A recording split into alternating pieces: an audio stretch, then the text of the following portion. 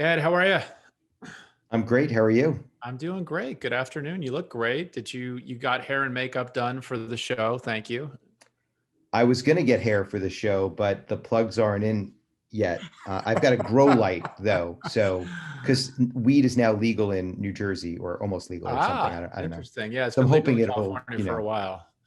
yeah, Well, hey, we only have a half hour. Appreciate you coming on. I have a couple things I want to cover with you. I did not send you any prep because we like to call the show unscripted. But maybe just for folks that don't know you, just quick background. sure. I'm a lawyer. I've been working at Lowenstein Sandler for almost 30 years, was summer associate there in 91.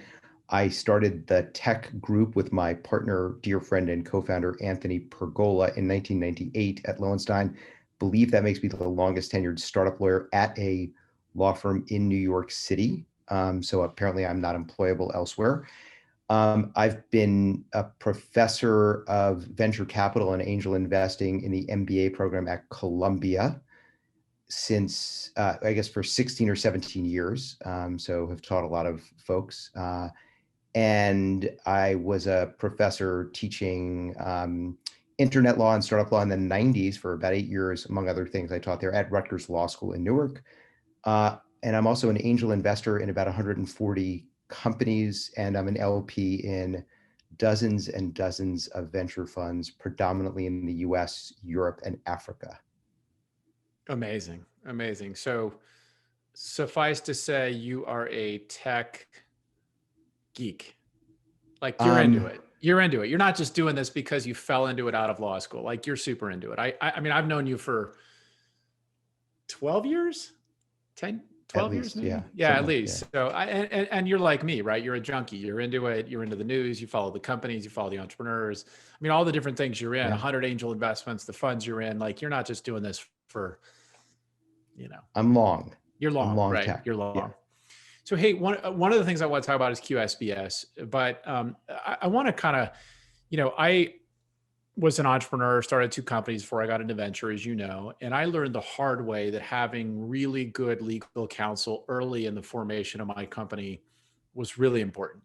And I think a lot of folks who've never started a company underestimate that. So a lot of times when I meet an entrepreneur and they're starting something, it's one of the first pieces of advice I give. Like, look, just for peace of mind, hire a great attorney. I know it looks expensive, but like you'll thank yourself down the road. Can you just talk about, maybe sort of back me up on that? Why is that so important, and what can go wrong when people don't take that advice? Like what are some of the common themes you see 2 or 3 years in when you meet a Series A or B company that hasn't had great legal counsel along the way? Yeah. And sometimes they have had good legal counsel, but there's a rhythm of working with counsel, right? So you have to use them for the stuff that makes sense, and you have to rely on their judgment. And if you're treating them like a vendor or a technician rather than giving them enough info and letting them help you with judgment calls, then you're going to get garbage in, garbage out. Mhm. So we see people mess up their cap table, right? They promise equity that they haven't documented properly. Same with intellectual property. And they mess up the tax situation on a go forward basis. And yeah, I know that's something that you and I have Yep, talked we'll jump about. in. Yep. Yeah. And so those are kind of some core things from a legal perspective, and they put themselves in a tax bind. Yeah. You can still have a great outcome if you've screwed it all up at the beginning. You'll just keep a lot less of it, and it can be an impediment to a round or an outcome. But mostly it's just that you get to keep a lot less of it. Yeah. So let's jump into that. I know you're passionate about QSBS. It's something you've spent a lot of time on. You've written articles on it. I've probably sent, a half dozen entrepreneurs at least your way to talk about QSBS. You've helped us as a firm on QSBS. Let's jump in. What is QSBS and why should people care about it? And then I have some specific questions for you. Sure. So in the Clinton administration, there was this desire to supercharge long-term gain and to support the creation of business. And so they created qualified small business stock, which is Section 1202 of the tax code. It got pretty boring under Bush, and then Obama made it great. and permanent, not to tip my hat politically to anyone in particular. If anybody follows you on Twitter, it's pretty clear where you lean. Yeah, and in the last 4 years, it did not become a Trumpster fire. So it survived that evil regime, and you end up in a situation where if you hold shares in a startup that's a certain type of company, a garden variety software company or SaaS business, for instance, and you hold it for 5 years and there are no disqualifying redemptions, then you can shield from or exclude from tax on gain the greater of 10 million or 10 times your cost basis. And that's a really big deal. And that's worth millions of dollars. And that is per stockholder, not for the whole company. So it's a big deal. And how aware of this are people? Like, have you seen a rise in awareness? Because I feel like a few years ago, people had no idea what this was. And then it kind of spread in the last few years. People have become more aware. And then, one of the biggest challenges for us, frankly, is we invest in a company and I ask the founder, hey, have you done all things appropriately around QSBS? And they're sometimes a little fuzzy on that. But how aware are people at company formation, and how aware are the folks that are advising these companies early on, whether it's seed investors or legal counsel? My partner, Brian Slikovitz, and I wrote this really long article about 5 years ago on QSBS in Forbes. And the folks who ran small business at the Obama White House reached out to us and said, we like this article. You guys get it. How are we not getting the word out more effectively? And I think the word has gotten out more effectively because it has rippled through as people have checked the box on their tax filings. But it doesn't necessarily, it's something people think about in the rear view mirror and then wonder, oh, did we do all this?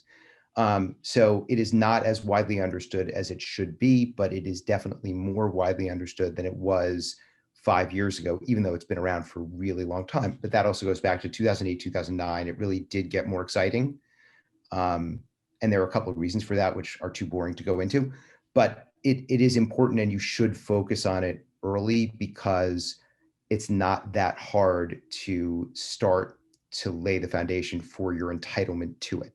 Yeah. So don't be an S corp. Let's talk about what the disqualifiers are. So what are the things that can disqualify a company from enabling its investors and entrepreneurs to get qualified small business treatment? Yeah. So first, I should just mention that Forbes article. We should probably drop a link to it at some point. Yeah, we'll pop it in here when we post it on YouTube. Yeah. We'll put it in. But so when you start the company, you should start as a C corp because that starts the 5-year clock. You can start as an LLC. If you start as an S corp, that is a near-death experience for eligibility for qualified small business stock, right? S corp's bad. There are some things that you can do. So we spend a lot of time helping people who did S corp at the start, helping them get through that or figure out whether there is a path through that. But don't start as an S corp. That is death to QSBS. Then you want to be an active business. There are certain types of businesses that are excluded. Hotels, law firms, financial services can largely be excluded, and that raises all sorts of interesting issues. Restaurants. So, if you have a food delivery service or, some insurance companies. So there are some excluded categories that you want to think about. And then you have to be an active business, and you can't have 50 million or more in assets. The 50 million test for pure startups, not a problem. Right. But we do see people come into companies at that stage as investors and not realize that they've crossed that 50 million. When you say 50 million in assets, is it dollars invested in the company? Is it dollars on the balance sheet? Is it the valuation of the business? How does that get determined? So, and I also want to clarify, I'm not a tax lawyer. I just spend a lot of time with them and have their phone numbers. So, one misperception people have about QSBS is if you're raising money at a $300 million valuation, they know that there's a $50 million test. And so they assume it's over, right? It is not over. It's not your valuation if you're a corporation. It's your assets. So if you have 50 million in the bank, you're done. If you raise a $52 million round, you're done, right? You're out. But if you have 10 million in the bank and you're valued at $250 million, that's okay. You're not necessarily done. Okay.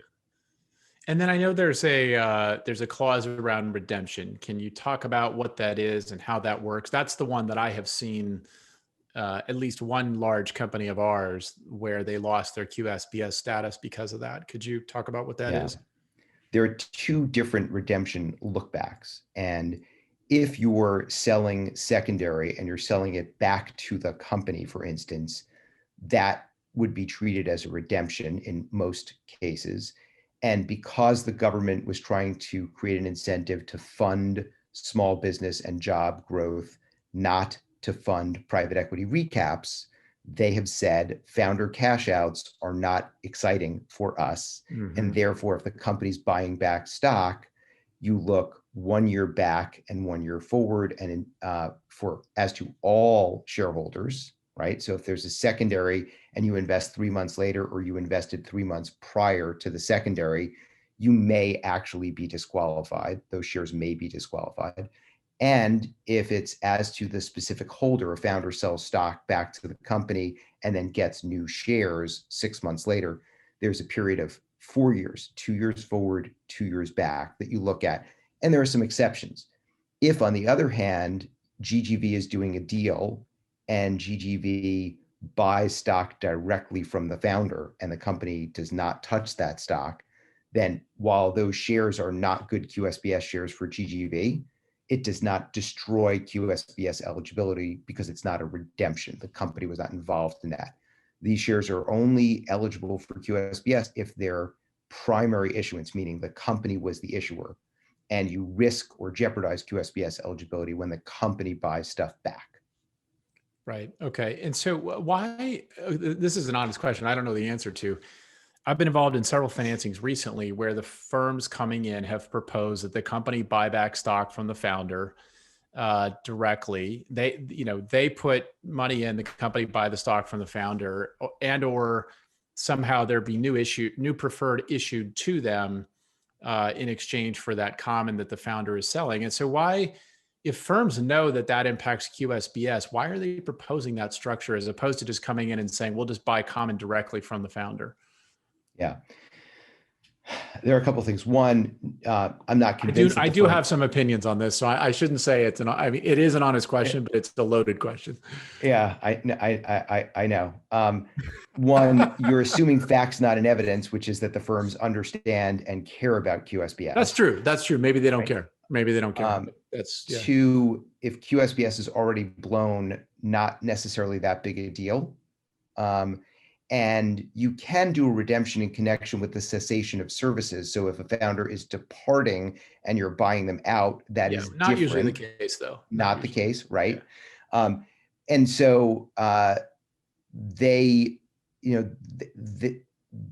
probably, in a bunch of cases, people want to give the founder a very high price for the stock, and they want to get preferred back. They don't want to hold common.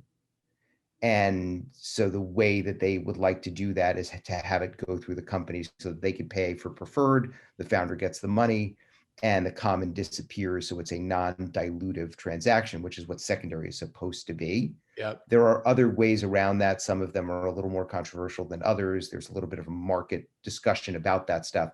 But they are not prioritizing QSBS coverage, and often they are impacting people who bought 6 months earlier, including and also employees who exercised options. And also potentially impacting the 409A, and potentially creating a short-term taxable event for the seller of that stock. The founder could be characterized as ordinary income as opposed to long-term gain. And so there's a whole bunch of tax-related issues there when you mess with that model. So the ordinary income piece, and this is something that can drive me bonkers when people say, I've never heard of this issue. Like, of course this is an issue. You have a board. The board is looking at a 409A valuation in writing done by someone who knows what they're doing, and is saying, yes, we believe that on Tuesday, this is the fair market value of a single share of common. This dollar a share price is right. And we're going to issue stock options, and we're going to say that the IRS should give us deference and give us the value of the rebuttable presumption under 409A for granting those options. You can't then at the same time turn around and say, but the founder stock, the founder who's an employee, that person's stock is worth $5 a share. No, the IRS says, no, that's also $1 a share. And it sounds like the founder has $4 of ordinary income because you're rewarding them because they're the founder and they work at the company. And that's great. We just want our 40 whatever percent in aggregate in taxes on those millions of dollars. Yeah, no, I am, maybe I've just been doing this for a long time. I'm just shocked at how few people understand these issues and how many times we have to go through them literally on every single financing. It's okay. We get to the end state. It just, I wish there was more knowledge out in the open about these issues. But if you're a VC, are you going to spend time making sure that you understand granular tax issues or spouting wisdom on Clubhouse at night? Another dig. I have 4 kids, so I am not spending a lot of time on Clubhouse. I'm choosing to spend my time with my kids and my family. But I'm. It sounds like an amazing environment. I am on it. I'm registered. Hey, okay, shifting gears, and I think people will love this because there's some detail on topics that people care about. Can you talk about, like, if you were to pick, you're involved in tons of companies, Series A, Series B, Series C. What are and I loved your point earlier about, I always encourage founders to think of their outside counsel as, not just outside counsel, but an advisor, right? I mean, you guys see everything. You see the good, the bad, the ugly. You see companies that do great. You see them go sideways and off the rails.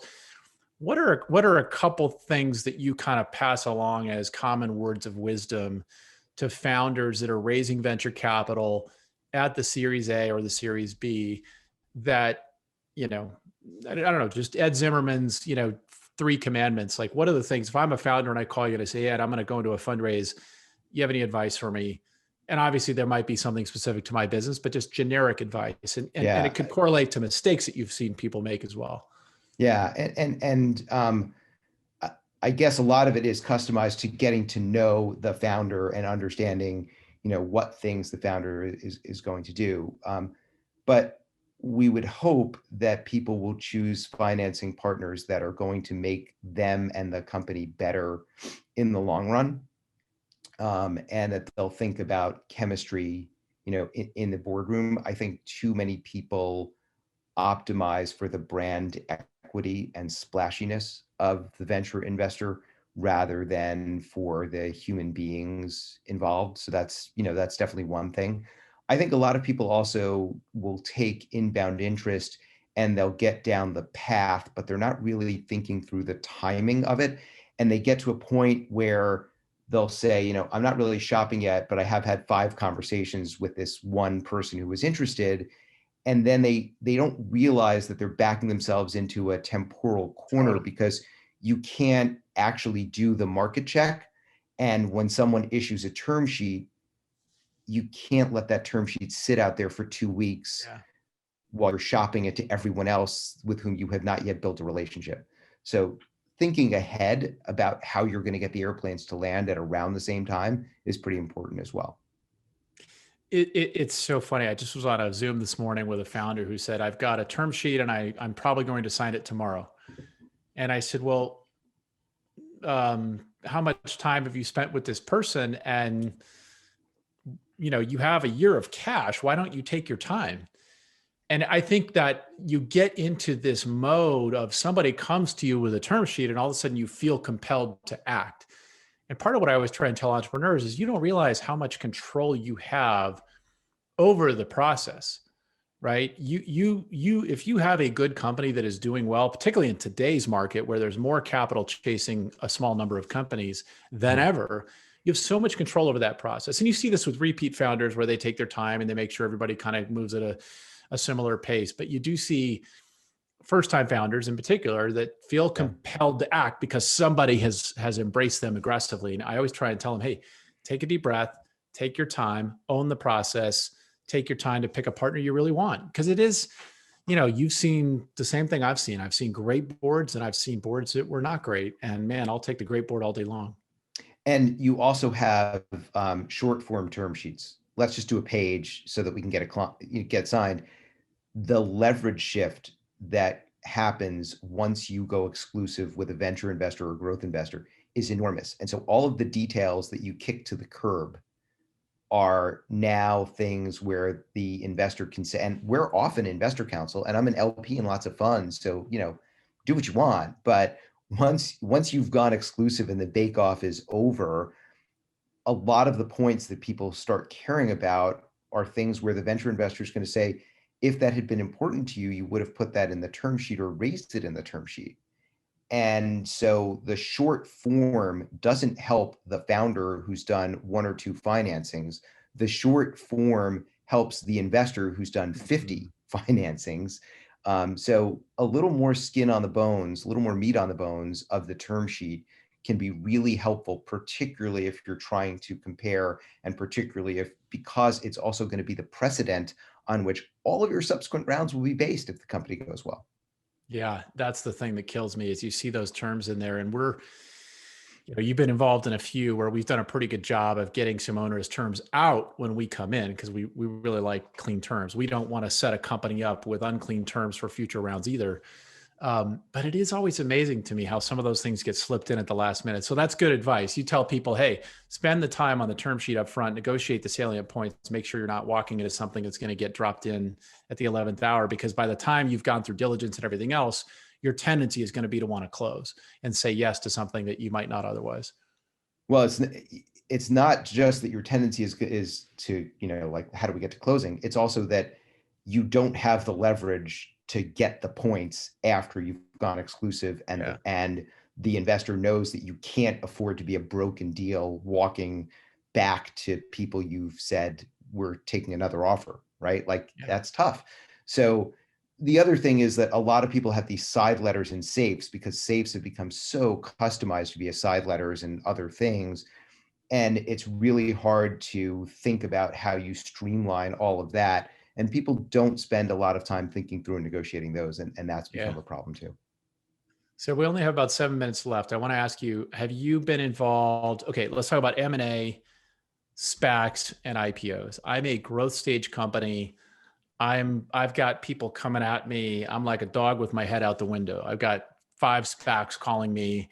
I've got bankers that want to, are saying, hey, I could go public in a year. And I've got, a big company that has expressed some interest. How do you work with founders to help them think through those options? And then I guess the second thing that might be topical, is there anything related to SPACs that you could share that people should be thinking about, since it kind of feels like that's going to be a topic du jour of the next year, as we have 278 SPACs that have raised in the last 2 years, which is crazy. It is crazy.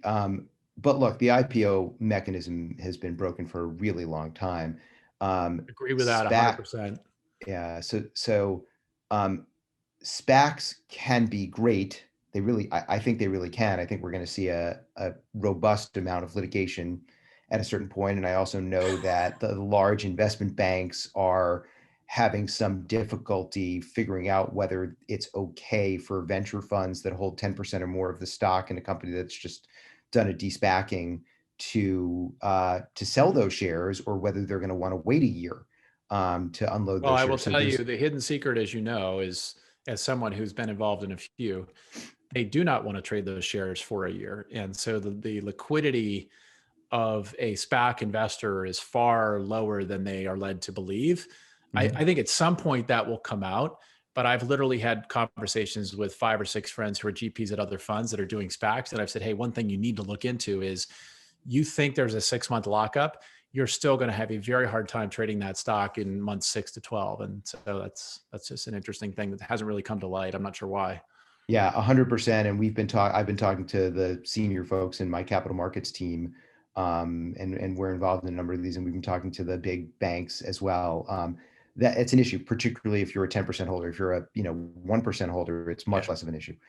So that's one. The other is, just because you can doesn't mean you should. And the way you have to think about that is, are you ready to be a public company? Are you ready to be a public company board?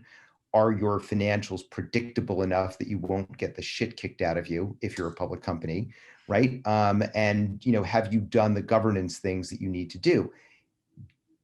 M&A is different. And one of the things you have to think about with M&A is, are you as the founder CEO ready to commit 3 years and revesting? And if not, then it's not going to get more fun to commit 3 years and revesting, because we see in M&A transactions, often the buyer will say, we need you to stick around for 2 years, 4 years post sale. And we want you to revest in your shares. So I know that your cap table tells you you're going to make this much money. Everyone else will make that much money, but you, the founder, you have to stick around in order to make Right. that much money. And that, that's something that you need to start thinking about early on. I also think that founders should be developing rapport with investment bankers who cover their space, because when inbound interest hits, it hits hard and fast. And you don't want to have to do a bake off with bankers that you haven't already formed some sort of view on. Plus, it's not a bad idea for them to know about your company. So I wouldn't That's devote a great ton of advice. time, but you should know who's out there, and you should have a little bit of a view on them, and they on you. It's funny, when I have had companies bring up the SPAC topic, that has been my first point to them as well. Are you ready to be a public company? Because we should decide, are we ready to be a public company, or will we be ready in 6 months or 9 months or 12 months? Then we can work backwards. Should we do a SPAC? Should we do an IPO? Should we do a direct listing? But are we going to be ready? Do we have a great CFO in place? Do we have predictable results? Do we have an audit chair? Do we have the type of board governance that we need to? What do you think is going to happen over the next 12 months? This is pure speculation. As these 200 plus SPACs approach these private companies that may not be ready, like a lot of them don't have that kind of governance in place. What's going to happen? How are they going to, what are they going to do? Are they just going to rush to the altar anyhow? Or do you think people will actually pull back and say, okay, wait a minute, we got to take 9 months and get our shit together? I think that people are not going to have the kind of restraint you just suggested they might need, and I can't blame them. And I think, a lot of it will work out nicely, because we're talking about companies that are actually performing, right? Yeah. It's not like, one of the nice things, I don't know if it's nice at this point, but one of the things that I think I can add value on inside a boardroom is, I actually was doing venture deals in the 90s, and I saw how it played out in the 2000, 2001, 2002 period. It was not pretty. There are lessons learned. There were issues about valuations and having, investors with wacky terms. And then you can't move forward because someone has a veto provision and the fund is defunct and you can't find anyone to sign off, right? Just like crazy stuff. We're going to see people rush to market. Some of them are performing. Some of them, I think there'll be some securities fraud issues, not because people have bad intent or scienter. People are moving really quickly. There's a lack of predictability and control. Some of the quality of the financial statements and the accounting work that is an underpinning for these companies is going to be questionable. Well, that's Again, very clear already. not wrongdoing, just like, I didn't know that this was going to be a public company in 6 months, right? Right, right. And SPACs are also clearly a way for otherwise subscale companies to attack the public markets. When I started doing this work, we did, there were 20 and $30 million IPOs. Those Yeah. things don't exist now. That's like a San Francisco seed round at this point, right? Yeah. So, I think that we're going to see some concerns, and then audit committees are going to have to manage risk. There'll be a slew more internal investigations. And by the way, like, we have lots of ex-Department of Justice and, AG lawyers, because we're doing lots of internal investigations. And I think there'll be more of those kinds of things as people try to manage risk, even if it doesn't end up in litigation. So, but a lot of people are going to make a lot of money on the way. And Yeah. that maybe isn't such a bad thing. Yeah. And I do love I've been a proponent of bringing back the small cap IPO for a long time. I love the idea that companies are able to go public earlier. I did not like the trend where companies had to wait till they were valued at 10 billion to go public. So I think this is a good trend. It's more liquidity for employees, better access to high growth companies for the public market investor at large. Let's remember, Amazon went public with a $500 million market cap in 1995. So I think that's all good. But as you point out, there are going to be some issues that come along with that, because a lot of these companies are not ready, and they're going to get out prematurely, and there are going to be some issues. So we'll just, But now they realize that they can be acquired by a SPAC if they're otherwise valued at $600 or $800 million. And so now they should be thinking about, how do we put in place governance, and how do we put in place the people who can help us? Absolutely. I tell people, you go through an IPO, your board audit chair, who's an experienced CFO, is an incredibly valuable member and role player in that process. And most growth stage companies don't have that. And you need diversity. It's going to be really hard to be a 100%. public company without diversity in the boardroom. And it's never too early to start. It can be too late. It can be problematically late to start with diversity, equity, inclusion in the boardroom and the C-suite. And I think we're going to see more and more discussion of that, and more companies finding that to be an impediment. Well, as you know, that's one of my passion projects, and we've got some good news coming on that front. And fortunately, NASDAQ and Goldman and the state of California have gotten on board. So I think that's happening, but I still see I still see a lot of companies dragging their feet, and they just are not, it's not a priority. And I think that'll change. I'm with you. I hope that changes soon. Awesome, Ed. We reached a half hour. Thank you, man. I appreciate it. Thanks for sharing your wisdom. And what else? Any parting words? Just two quick things. One is, first, thank you for inviting me. Thank you for supporting the Venture Crush events that we've done. And hopefully we'll get GGV back involved.